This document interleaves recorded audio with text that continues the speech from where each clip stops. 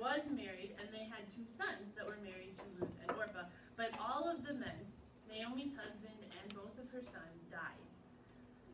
They were living in a time of famine, so there were a lot of things working against these women. The 2 daughters are from the country of Moab, where they were all living at the time. But Naomi and her husband and sons were from Bethlehem in Judah, or Israel. All right, these were enemy countries. All right, Moabites were not Jewish; they worshipped false gods. And so, when they all 3 were widowed, Naomi decides to go back to her home in Bethlehem. All right, and she wants her daughter-in-laws to stay and to go back to their families, to go back to their homes where they would be able to find husbands and go on with their lives. But both daughters, Orpah and Ruth, protest and say that they will stay with her. So again, she tells them to go back to their homes, and so Orpah does. But Ruth, again, protests and then pledges her devotion to Naomi, promising to stay with her always. And so the 2 of them went back to Bethlehem.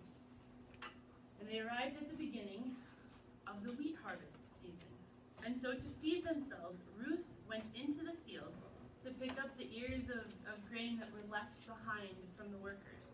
All right, now this was a very risky thing to be doing. Because of Ruth's situation, if she were caught, she likely would have been abused. But she ended up in the field of a man named Boaz, who happened to be a relative of her late father-in-law. And when he saw her and when he found out who she was, he told her to stay in his field. And he left for her some of the wheat and the barley that the workers had prepared that day. And so she came back each day. And because of Boaz, she was not hurt. She was actually treated very well. Now the law at this time said that a widow could be redeemed if her dead husband's brother married her. And if this happened, the name of her dead husband would live on through her children. But there was no brother. However, Boaz was a close relative. And so Boaz eventually goes to the town elders and finds the one other man that could take Ruth as his wife before he. And that man turns him down. And so Boaz announces that he is going to marry Ruth. And according to the customs, to complete this transaction, the other man took off one of his sandals and handed it to Boaz. Like any respectable law firm would do. Of course.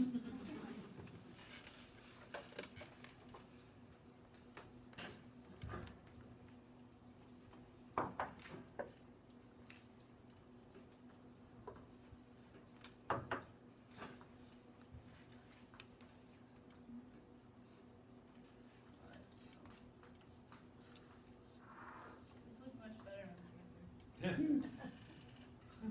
that's a hand. Just so you know. All right. So while it might sound a little bit odd to us, this is actually a really beautiful thing because it meant that Boaz was acting in accordance with the law.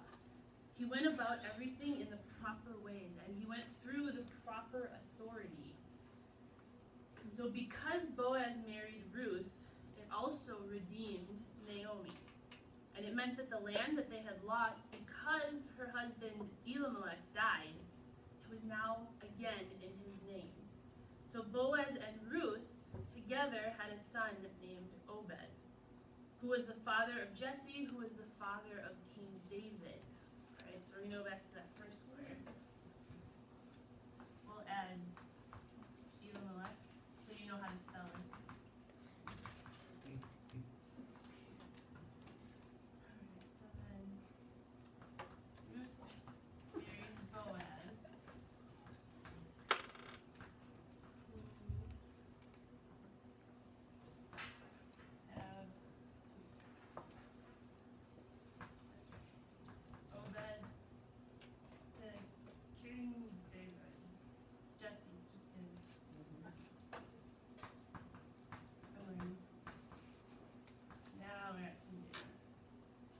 Ruth was the great-grandmother King David.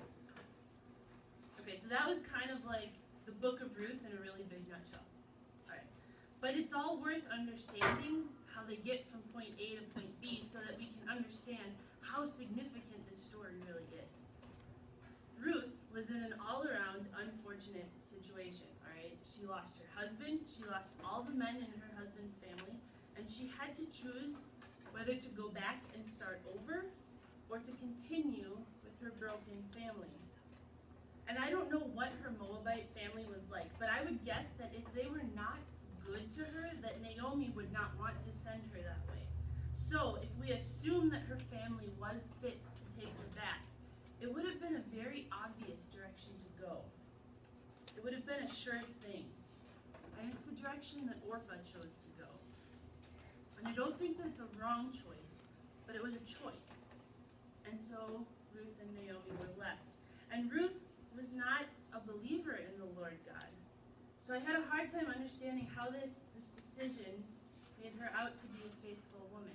But if you look at the promises that she made to Naomi, she promised to stay with her. She promised to be part of her family and her community and to accept her God as her own. While she may not have understood what God was doing or that God was doing it, she trusted that by doing the right thing and by going where she knew she belonged, that she would be okay. And that all that mattered was that she was with her family. She was with Naomi. She had faith. Ruth was an outsider in Bethlehem. She had 3 strikes working against her already: female, widow, and foreigner. And so I ask, how often are we left on the outside? Many of you know that I was and am a softball player. I started t-ball in preschool, then slow pitch, then fast pitch in 6th grade, and since graduating college, I moved back to slow pitch. I love softball. I really love softball. I really wish I could play fast pitch. And I complain to Pastor about it all the time. Yes, she does.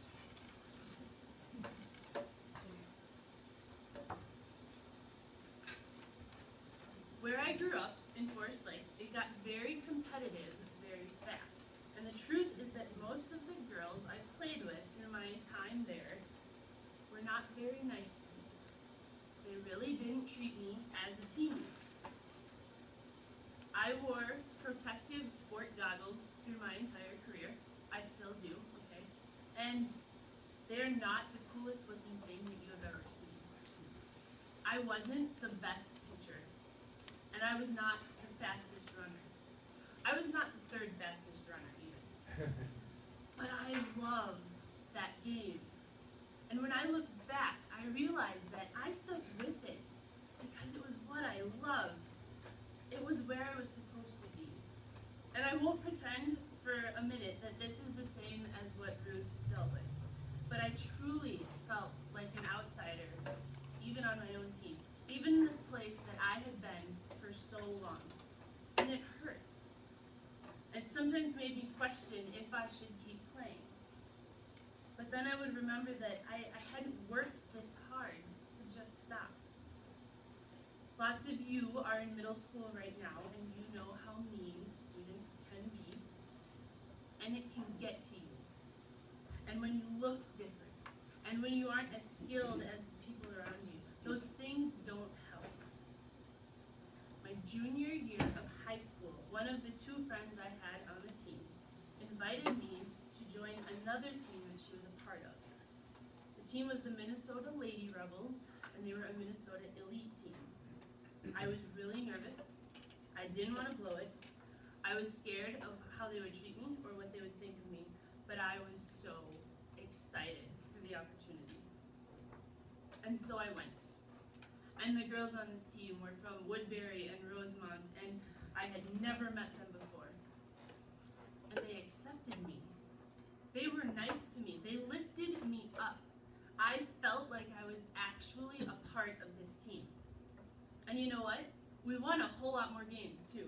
And I stuck with it because I loved the game, and I ended up playing with the Rebels, and then I ended up going on to college, and many of my good college friends came from the softball field, and I felt like a member of that team too. It took a long time of feeling outside before I was let in, but I wouldn't change a thing. Lots of things can put us on the outside looking in. But if we love something and we know that it's right, and we hold tight to our faith, and we stick with it, God uses that. God used Ruth. She wasn't even a Jew. And through other faithful people like Boaz and Naomi, he got through to her. God used her in the bloodline of King David, in the bloodline of Jesus Christ. She was no longer on the outside looking in. We all find ourselves on the outside sometimes, and I still do too. And it's tough, and it can hurt. And we have to make decisions and decide which way we are going to go. But I think God is reminding us through Ruth's story that he is present even though it may not feel like it. When it feels like we are on the outside looking in.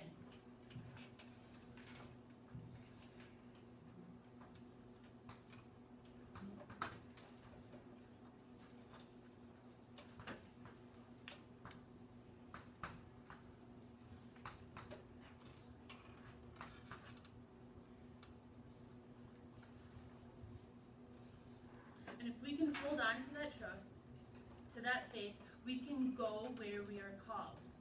Not that it will be easy. Ruth's path was not easy. Dealing with a locker room full of teenage girls that disrespected you wasn't easy. But we held on to what we loved, and we knew that we were doing the right thing. So it may not be easy, but we know that we are loved, and that God is using us too.